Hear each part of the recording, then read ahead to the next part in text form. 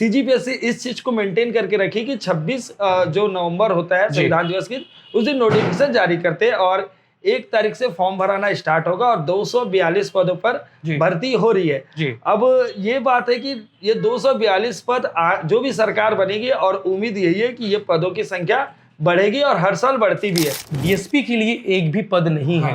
ये बड़ी चौंकाने वाली बात है। तो कठिन इसलिए कि जैसे सांप सीढ़ी का गेम है, बचपन में हम लोग खेलते जरूर थे, लेकिन अगर उसका पैटर्न देखें तो वो एक कठिन गेम है। कैसे?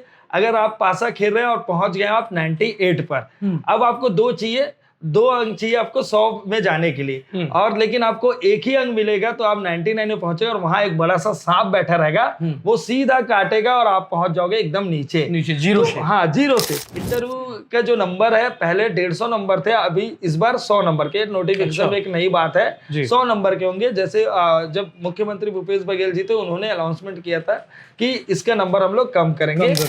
कितने पद है, जो सबसे बड़ा सवाल है कि मेरे हिस्से का, मेरे इंटरेस्ट का पद कितना है। लोग सब, क्योंकि स्टूडेंट अलग अलग जो एस्पिरेंट होते हैं वो तैयारी करते हैं, कोई फाइनेंस की तैयारी करता है, कोई डीएसपी, कोई डिप्टी कलेक्टर, तो पद पे आ जाते हैं। सबसे ज्यादा चौंकाने वाला पद और सबसे ज्यादा पद किस विभाग में है? क्या होता है कि कई लोगों का ऐसा मतलब नेगेटिव में ये बोलते हैं कि विवाद के कारण सीजीपीएससी के बहुत सारे बच्चे तैयारी करना छोड़ दिए, लेकिन मैं पर्सनली रूप से ये मानता हूँ और ये जानता हूँ कि योद्धा जो होते हैं वो युद्ध के मैदान की परिस्थिति कैसी भी हो, चाहे वो युद्ध पानीपत में हो रहा हो या किसी और जगह पर भी हो, उससे फर्क नहीं पड़ता। योद्धा हमेशा लड़ता है और जीतने की कोशिश करता है। पूरे विधानसभा चुनाव में सबसे ज्यादा अगर कोई विषय ट्रेंडिंग में रहा, सबसे ज्यादा विषय की चर्चा होती रही, वो है सीजीपीएससी, छत्तीसगढ़ लोक सेवा आयोग।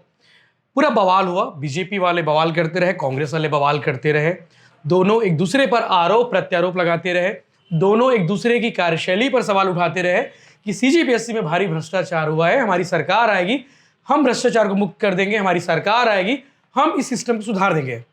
बहुत कुछ हुआ, आपने सुना बहुत कुछ, क्योंकि 2021 की परीक्षा में बवाल हुआ था, टॉप 20 की लिस्ट पर सवाल उठाए गए थे, उसका विवाद अभी जारी है, कोर्ट पर मामला चल रहा है। लेकिन आज हम बैठे हैं इस विषय को लेकर महत्वपूर्ण, जरूरी और जानकारी और अच्छी खबर देने के लिए, क्योंकि 242 पदों के लिए सीजीपीएससी ने वैकेंसी निकाल दी है।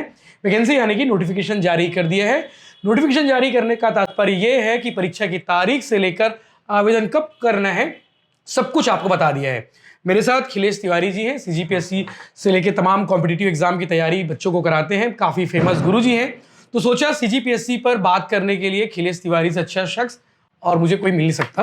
तो तिवारी जी, पहले तो जय राम, राम राम। जय जोहार। जय जोहार, जय छत्तीसगढ़। क्योंकि सीजीपीएससी पर बात करें तो छत्तीसगढ़ी में भी थोड़ा बहुत चल जाएगी। हाँ, एकदम चल रही है। तो आज की नोटिफिकेशन देखने के बाद क्या लग रहा है आपको, क्या कुछ है उसमें? और मैंने जैसा कहा कि बवाल के बाद एक अच्छी खबर आई है।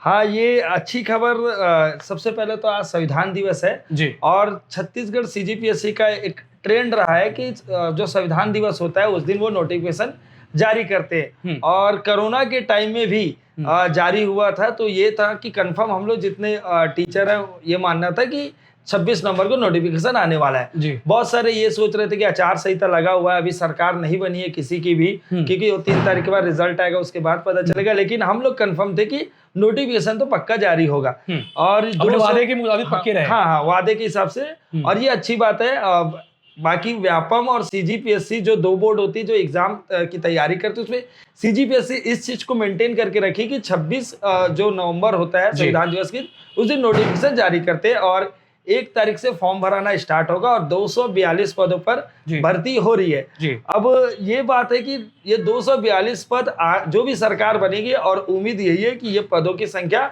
बढ़ेगी और हर साल बढ़ती भी है। हाँ। कितनी बढ़ जाती होगी? फिर भी कभी कभी 300 तक टच हो जाते हैं और ज्यादा भी हो जाते हैं, क्योंकि ये क्या होता है कि विभाग रहता है, विभाग पहले इनपुट देता है कि हमारे यहाँ इतने इतने पद रिक्त है, फिर वो जाकर सीजीपीएससी को देते हैं, फिर उनके हिसाब से क्या है ये एग्जाम कराने की जिम्मेदारी सीजीपीएससी के पास है। तो अभी और जो विभाग रहेंगे वो भी अपने आपको बोलेंगे। जैसे आप ये इंटरव्यू से भी पहले चर्चा कर रहे थे, एक बड़ी बात थी डीएसपी का जो पद है जी। आज की इस पूरे नोटिफिकेशन में आप देखेंगे डीएसपी के लिए एक भी पद नहीं है। ये बड़ी चौंकाने वाली बात है। और मैं बहुत सारे स्टूडेंट से मिला हूँ जिनकी अच्छी एक पर्सनालिटी रहती है, बॉडी अच्छी रहती, तो एकदम उनका सपना नेशनल रहता पुलिस है। पुलिस डिपार्टमेंट हाँ, का। मतलब डिप्टी कलेक्टर नहीं चाहिए हमको, या नायब तहसीलदार नहीं चाहिए हमको, डीएसपी चाहिए। DSP तो चाहिए। डीएसपी जो पद पाने वाले की बच्चे का ट्रेंड और उसकी सोच जी। एक अलग टाइप से रहती है, और तैयारी के टाइम भी अपने आप को मेंटली ऐसा प्रिपेयर करते जी। हैं कि मैं पुलिस विभाग पर ही जाऊंगा, और डीएसपी का एक महत्वपूर्ण पद होता है वहां पे लूंगा। तो उनके लिए थोड़ा सा दुख भरी मायूसी खबर- वाली बात है। मायूसी वाली बात है, लेकिन बैड न्यूज है। लेकिन सरकार आ जाए तो शायद बढ़ा दे हाँ। संख्या, हो सकता है संख्या उन्हीं में से बढ़े जाए डीएसपी की। हाँ डीएसपी का तो 100% उम्मीद है कि जी। डीएसपी के पद जरूर आएंगे। जिस तरह से आपने डिप्टी कलेक्टर के लिए आपने देखा कि 8 पद निकाले गए हैं सीजीपीएस, तो हो सकता है 15-20 पोस्ट डीएसपी के लिए भी हो जाए। हाँ पदों की संख्या इस बार बहुत अच्छा है। पदों की संख्या से पहले आप नोटिफिकेशन की वो जरूरी की पॉइंट्स बता हाँ। दीजिए कि परीक्षा कब है, आवेदन कैसे है, और कब मेंस होगा, कब प्रीलिम्स होंगे। हाँ देखो, सबसे पहले तो एग्जाम का पैटर्न, अगर बहुत सारे आपके ऐसे दर्शक भी हैं जो एग्जाम नहीं देते हैं जी। लेकिन वो जानना चाहते हैं कि क्या होता है, हो सकता है आपके वीडियो के माध्यम से कोई अपने बेटे को बोल सके या बेटी को बोल सके कि नहीं ये अच्छा एग्जाम है, तैयारी करें। इसलिए मोटा मोटी समझते बेसिक हैं डिटेल, कि- क्योंकि हाँ, मुझे भी कई जानकारी मिल जाएगी, मैं कॉम्पिटिटिव एग्जाम नहीं देता। हाँ लेकिन सर आप बहुत लेकिन फिर भी- नॉलेजेबल पर्सन हो। नहीं नॉलेजेबल, लेकिन मैं तो एकदम नहीं जानता इसके बारे में, मुझे आप बताइए। चलिए, तो इसका देखो, सबसे पहले तो ये समझना है कि ये कठिन क्यों है, बहुत सारे लोग तैयारी क्यों नहीं करते हैं। तो कठिन इसलिए कि जैसे सांप सीढ़ी का गेम है, जी। बचपन में हम लोग खेलते जरूर थे, लेकिन अगर उसका पैटर्न देखें तो वो एक कठिन गेम है। कैसे, अगर आप पासा खेल रहे हैं और पहुंच गए आप 98 पर, अब आपको 2 चाहिए, 2 अंक चाहिए आपको 100 में जाने के लिए, और लेकिन आपको एक ही अंक मिलेगा तो आप 99 में पहुंचे, और वहां एक बड़ा सा सांप बैठा रहेगा, वो सीधा काटेगा और आप पहुंच जाओगे एकदम नीचे जीरो तो, से हाँ जीरो से रीस्टार्ट। हाँ जैसे अभी 12th फेल में हमने जो देखा, हाँ उसको भी एग्जांपल दिए थे। हाँ तो वही है। तो इसी कारण ये एग्जाम थोड़ा कठिन है, क्योंकि इसमें 3 स्टेप होते हैं। पहला होता है प्रीलिम्स होता है, प्रीलिम्स में भी 2 पेपर होते हैं। एक पेपर होता है जीएस का, जिसमें छत्तीसगढ़ जीएस और इंडियन जीएस है ना, ये दोनों के प्रश्न वहां पे रहते हैं। एक होता है फिर सी सेट होता है, उसी दिन ही उसका एग्जाम होता है। सी सेट में हाँ उसका ऐसे नंबर काउंट नहीं होता है प्रीलिम्स को क्रॉस करने के लिए।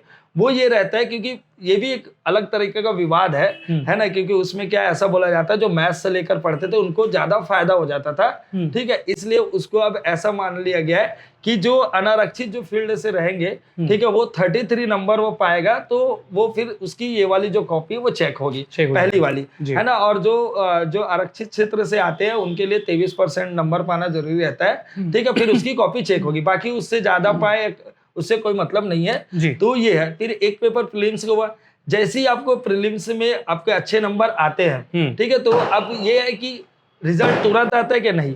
फरवरी में आपने अब इस बार जैसे नोटिफिकेशन है कि 11 फरवरी को एग्जाम होगा प्री का, उसके बाद 13 से 16 जून के बीच मेंस होंगे। हाँ मेंस हो गए। तो अब जो भी बच्चा जिसका अच्छा एग्जाम गया रहता है वो क्या करता है, तुरंत ही मेंस की तैयारी चालू कर देते हैं। उनको पता चल जाता है कि मैं प्री निकाल लिया।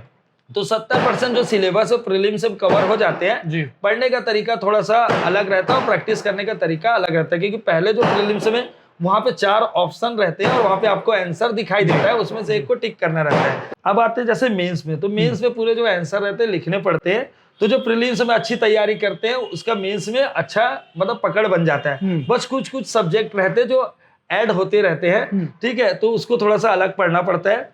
और बात करते हैं फिर उसके बाद इंटरव्यू की बात करते हैं। इंटरव्यू का जो नंबर है, पहले 150 नंबर थे, अभी इस बार 100 नंबर के नोटिफिकेशन में एक नई बात है, 100 नंबर के होंगे। जैसे जब मुख्यमंत्री भूपेश बघेल जी थे उन्होंने अनाउंसमेंट किया था कि इसका नंबर हम लोग कम करेंगे, तो बहुत सारी नए सुधार हो रहा है। और रही बात यह है कि किसी भी फील्ड में सुधार की गुंजाइश हमेशा रहती है, बस आपकी नियत और कोशिश होनी चाहिए कि किस तरह से आप करते हैं और किस नियत से करते हैं। जी, बाकी जो तारीख हमने बताई, आपने बताई कि 1 से 30 दिसंबर के बीच में आवेदन मंगाए जाएंगे।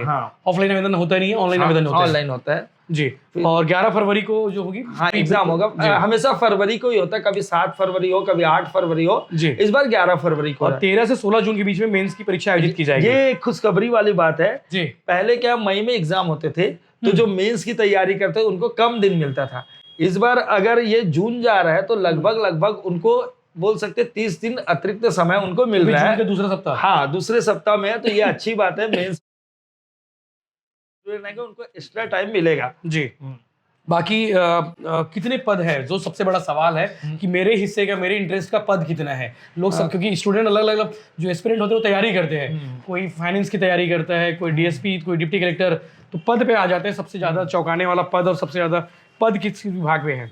टोटल 242 पद है, जी जिनमें से अगर हम लोग बात किया जाए तो जैसे नायब तहसीलदार है उसके बहुत अधिक पद दिखाई दे रहे हैं, ठीक है। डीएसपी के तो नहीं, बिल्कुल नहीं दिखाई दे रहा है, लेकिन डिप्टी कलेक्टर के भी पद जो है 8 पद है, बहुत कम है, लेकिन काफी है क्योंकि उनका जो काम रहता है, ऐसे काफी बोलूंगा तो बच्चे भड़क भी जाएंगे, है ना। अरे इसमें क्योंकि देखो पोस्ट कितने भी आए हमको तो कम ही लगेगा, क्योंकि जितने ज्यादा पोस्ट आते हैं उतना ज्यादा संभावना रहते हैं उनके सिलेक्शन होने के। तो 8 पद को अपन ज्यादा बोल रहे हैं तो बच्चे को लगेगा नहीं ये 30 होना चाहिए, बच्चे का तो डिमांड रहेगा, लेकिन ओवरऑल ठीक है, वो ठीक है, बाकी और भी बढ़ेंगे। और इसके बाद जितने भी जो विभाग है, चाहे जेल से संबंधित हो या आबकारी विभाग हो या अनुसूचित जनजाति विभाग हो, नायब तहसीलदार के जो पद है वो बहुत बढ़िया है, 42 पद है। तो इस टाइप से क्या है कि ये जो पदों की संख्या अच्छी दिखाई दे रही है, और आगे जब सरकार बनेंगे तो ये पद निश्चित रूप से बढ़ेंगे। 44 पद जो है सहायक निरीक्षक सहकारी विस्तार अधिकारी के हैं, आप थोड़ा पढ़ दीजिए। तो ये जितने पूरा पढ़ दो पद, ये जितने भी जो पद है, ये एक्चुअली मेरे पास जो लिस्ट है ये कुछ चुनिंदा पद, हाँ चुनिंदा पद है, और ये आरक्षण के तरीके में है। आरक्षण में अनारक्षित कितने पद है और आरक्षित कितने पद है, लेकिन मैं ओवरऑल आपको पढ़ के बताना चाहता हूँ जी, ठीक है। अरे वही तो है। हाँ, ये जो हम लोग पद लिखे, ये हम लोग आरक्षण के आधार पर रखे थे, क्योंकि ये मोटा मोटी इस बार क्या है रोस्टर जारी हुआ है। पिछले बार के नोटिफिकेशन में क्या रोस्टर जारी नहीं हुआ था, तो बच्चे में एक संचय बना हुआ था कि कितना प्रतिशत आरक्षण इस बार रहेगा। तो जो कोर्ट ने जिस बताया था उसके हिसाब से इस बार जारी हुआ है, तो ये अच्छी बात है कि रोस्टर जारी हुए हैं, तो ये अच्छी बात है। अब मुझे लग रहा है कि अगर अपन वर्गवार बताएं फिर ये ठीक नहीं रहेगा, इसीलिए अगर डिटेल ज्यादा डिटेल चाहिए हो आप तो नोटिफिकेशन पिन कर देंगे कमेंट बॉक्स में। बच्चों के मन में एक सवाल होता है कि उनके डिपार्टमेंट से रिलेटेड कितने पद है, जैसे कई लोग अलग अलग तैयारी करते हैं, डिप्टी कलेक्टर हो गए तो डिप्टी कलेक्टर के पद कितने हैं, फाइनेंस है, आदिम जाति कल्याण विभाग है, जेल विभाग है, तो पद बता देते ताकि थोड़ा सा बच्चों की जो उत्सुकता है वो कम हो जाए। हाँ, टोटल तो 242 पद है और ये आगे जाकर बढ़ेंगे भी। अगर बात करते हैं डिप्टी कलेक्टर, सबसे महत्वपूर्ण पद है डिप्टी कलेक्टर, है ना, उसमें 8 अभी पद है वर्तमान में, आगे जाके बढ़ भी सकते हैं। और 42 पद है नायब तहसीलदार और 44 पद है सहायक निरीक्षक सहकारी विस्तार अधिकारी, ये बहुत इंपॉर्टेंट पद होते हैं। और 34 पद है, ठीक है, राज्य कर निरीक्षक के लिए। 23 पद है लेखा सेवा अधिकारी का, जो जितने जो फीमेल कैंडिडेट रहते हैं है ना, जो ग्राउंड पे मतलब एक सोच रहती है कि ग्राउंड पे ज्यादा ना जाना पड़े, तो वो ये सब विभाग का चयन डिप्टी कलेक्टर से भी ऊपर करते हैं कई लोग, है ना। डीएसपी और डिप्टी कलेक्टर से ऊपर भी वो बोलते हैं कि कर सेवा में बढ़िया जो ऑफिस वर्क रहेगा बढ़िया उस टाइप से, है ना। तो लड़कियों के लिए बहुत महत्वपूर्ण हो जाता है ये। 6 पद है वित्त सेवा अधिकारी, इसकी भी बहुत ज्यादा डिमांड रहती है फीमेल पे खासकर। और 11 पद है जिला आबकारी विभाग के। 6 पद है बाल विकास अधिकारी, बहुत ही महत्वपूर्ण पद होता है ये। 1 पद रहता है जिला पंजीयक के लिए और 6 पद है राज्य कर सहायक आयुक्त के लिए। और जेल निरीक्षक, बहुत जेल अधीक्षक बहुत महत्वपूर्ण पद रहता है, पावरफुल पद है अगर पावर के हिसाब से भी देखा जाए तो। 7 पद है बाल विकास परियोजना अधिकारी के लिए। 8 पद है लेखा सेवा अधिकारी के लिए। 10 पद है आदिम जाति कल्याण लेखा सेवा अधिकारी, माफ करिए करेक्शन है। हाँ जी। और 11 पद है जिला सेनानी पद के लिए और 10 पद है सीओ जनपद के लिए। ये भी बहुत महत्वपूर्ण है ना। जितने भी जो राजनीतिक कार्य में इंक्लूड रहते हैं तो उनको पता है कि जनपद का जो सीईओ रहता है बहुत ही महत्वपूर्ण रहता है और ग्राउंड लेवल पे काम करने का मौका मिलता है। तो ये पदवार देखा जाए तो सभी महत्वपूर्ण पद है और इच्छा तो रहती है डिप्टी कलेक्टर या जो भी, लेकिन लास्ट में बच्चे का जब एग्जाम अच्छा जाता है लास्ट में यही प्रार्थना करते हैं कि कोई भी पद हमको मिल जाए, क्योंकि सभी द्वितीय क्लास के सेकंड जो क्लास होता है उनके पद है। जो फर्स्ट क्लास के जो पद रहते हैं उसमें यूपीएससी लेवल से चयन किया जाता है। तो और इस बार जो की पॉइंट्स में अगर बात करें तो सभी शहरों में एग्जाम सेंटर बनाए गए, लगभग सभी शहरों में एग्जाम सेंटर बनाए गए हैं। छत्तीसगढ़ के जो भी मूल निवासी रहेंगे तो जो मिनिमम 21 वर्ष के रहेंगे उससे जो अधिक वाले जो एग्जाम दे सकते हैं, है ना। और वो 35 वर्ष तक रहता है। और ये अच्छा बात है कि जितने भी जो स्टूडेंट है उनको ज्यादा आना जाना ना पड़े, इसलिए सेंटर वाइज भी बढ़िया उनके सिटी पर दिया गया है। ठीक है, बाकी डिटेल स्टोरी आप भिलाई टाइम्स के यूट्यूब चैनल के डिस्क्रिप्शन लिंक पर या फिर वेबसाइट पर जाकर देख सकते हैं कि किस पद के लिए जो है कितने पोस्ट खाली रखे गए हैं, आप डिटेल देख सकते हैं। एक छोटा पद इसमें मेंशन करना बहुत ज्यादा जरूरी है ना। ऐसे तो हम लोग नेता और राजनेता नहीं है और आप ग्राउंड पे ज्यादा काम करते तो आपको पता चलेगा, लेकिन क्या होता है कि कई लोगों का ऐसा मतलब नेगेटिव में ये बोलते हैं कि विवाद के कारण सीजीपीएससी के बहुत सारे बच्चे तैयारी करना छोड़ दिए। लेकिन मैं पर्सनली रूप से ये मानता हूँ और ये जानता हूँ कि योद्धा जो होते हैं वो युद्ध के मैदान की परिस्थिति कैसी भी हो, चाहे वो युद्ध पानीपत में हो रहा हो या किसी और जगह पर भी हो, उससे फर्क नहीं पड़ता। योद्धा हमेशा लड़ता है और जीतने की कोशिश करता है। तो ये जितने भी हैं उनके मन में हो सकता है निगेटिव आए या पॉजिटिव आए, लेकिन बच्चा एग्जाम देने से अभी भी कोई भी नहीं छोड़ा है। कई लोग ये सिर्फ मेरे को लगता है कोरा अफवाह है कि इन्होंने तैयारी करना छोड़ दिया विवाद के कारण, ऐसा कुछ नहीं। क्या फर्क पड़ेगा अगर वहां पे टोमन सोनवानी बैठा हो या प्रवीण वर्मा हो, ठीक है, बच्चे को उतना फर्क नहीं पड़ता क्योंकि बच्चे योद्धा होते हैं और वो युद्ध लड़ना जानते हैं और जीतना जानते हैं। बिल्कुल खिलेश जी, आपने बिल्कुल सही बात कही है। बाकी डिटेल स्टोरी आपको लगातार अपडेट मिलते रहेंगे, चैनल को सब्सक्राइब कर लीजिए ताकि आप अपडेट रहें। सीजीपीएससी आप सबसे जुड़ा विषय है, हर घर से जुड़ा विषय, हर युवा से जुड़ा विषय। सोचा इस पर खिलेश जी से एक डिस्कशन करते हुए आपके लिए सही कंटेंट और सही जानकारी आप तक पहुंचाया जाए।